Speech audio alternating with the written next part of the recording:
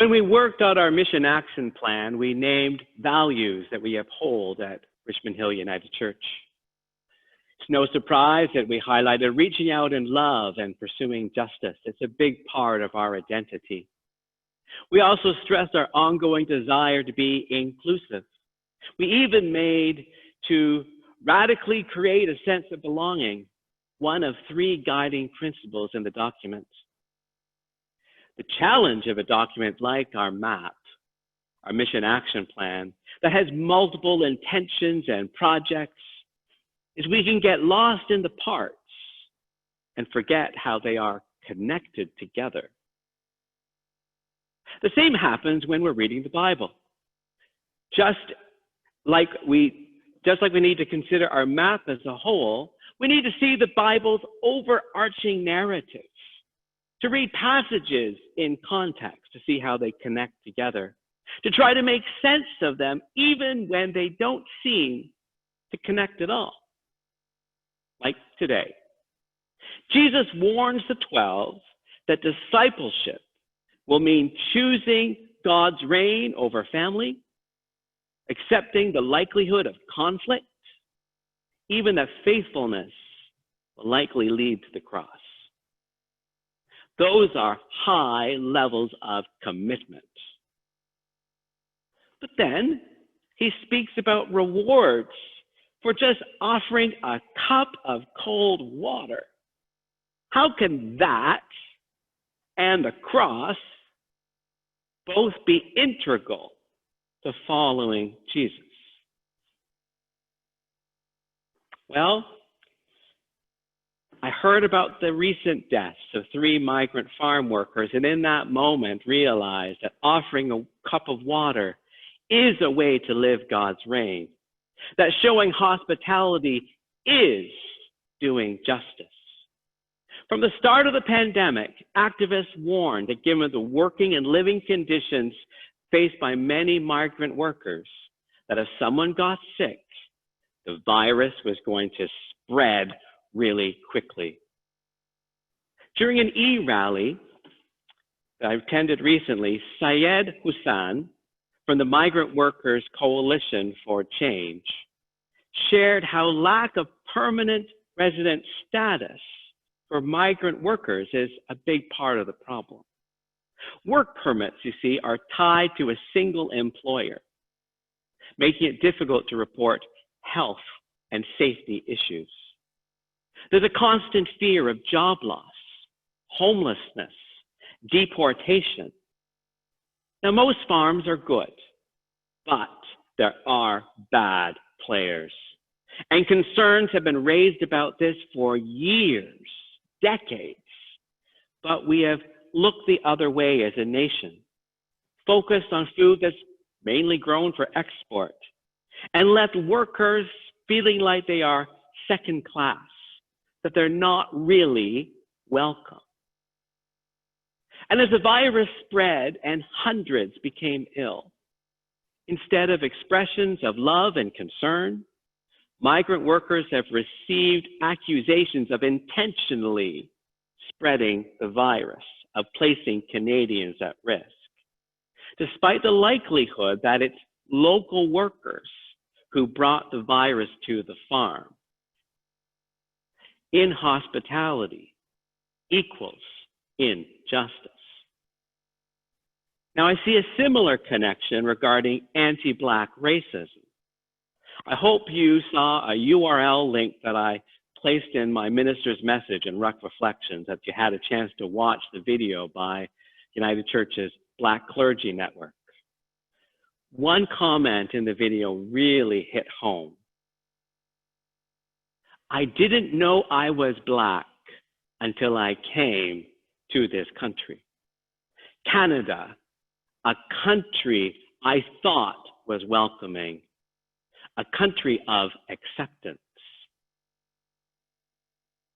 But just imagine how that felt. To move to a country so proud of its official multiculturalism policy, and then to feel othered, made aware of being Black, because of how so much being white is centered in Canadian society. Now, sometimes it's overt. More often, it's a microaggression. It's like in statements made that underscore that someone is not really welcome, that they don't really belong here. Consider some of these statements as experienced when the speaker is white and the recipient a person of color. You speak so well. The inference is surprise, an assumption that a racialized person couldn't possibly be articulate. Or, your name is so hard to pronounce. It suggests that this person doesn't fit in linguistically, and that learning about their cultural identity, well, doesn't really matter. Or, where do you really come from? It suggests that people of European descent have a greater right to be here, a belief contingent on the erasure of indigenous identity. Each statement signals that the person hearing them isn't really welcome.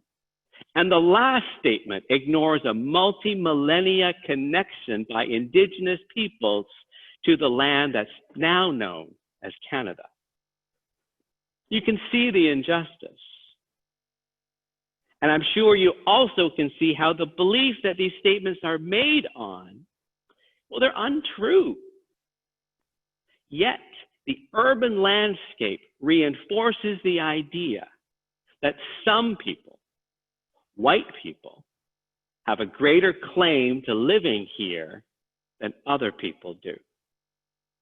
This is one of the reasons there's a growing call for statues to be taken down, or names of buildings, streets, even provinces to be changed.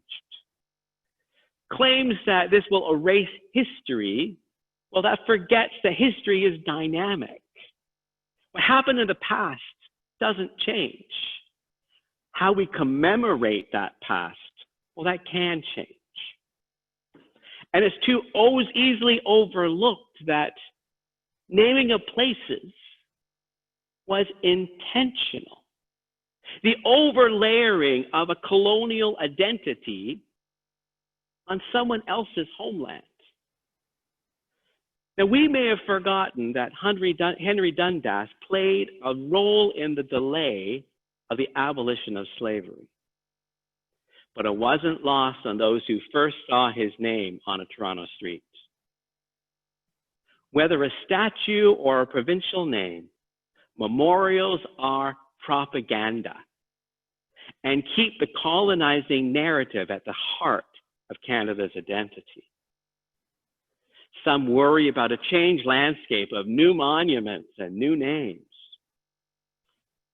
Well, imagine how you would have felt as Mississauga or Seneca, and watching as settlers imposed a new landscape on your home, giving new names to places that were close to your soul. We need to hold that in our hearts as we reevaluate who we memorialize and what values we intend to uphold as a community. As a community's values change, our public spaces need to change as well. Now, as much as this all needs to take place in the public sphere, it needs to take place in the church as well. How can it not if we take justice and inclusion as seriously as our mission action plan suggests? The protests of this past month invite some personal soul searching, but I believe that Spirit is calling us as a congregation to go deeper, to look at who we are corporately. It's why we're implementing an anti-racism task group.